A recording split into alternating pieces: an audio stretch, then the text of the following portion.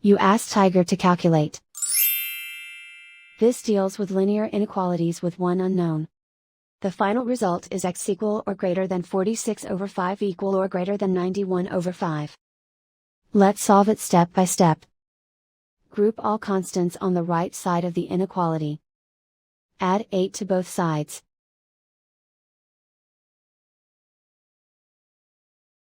Simplify the arithmetic.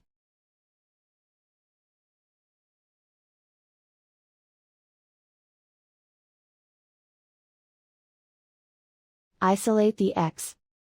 Divide both sides by 5.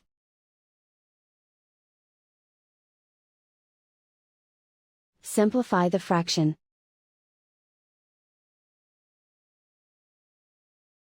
Plot the solution on a coordinate grid. And so the final result is x equal or greater than 46 over 5 equal or greater than 91 over 5.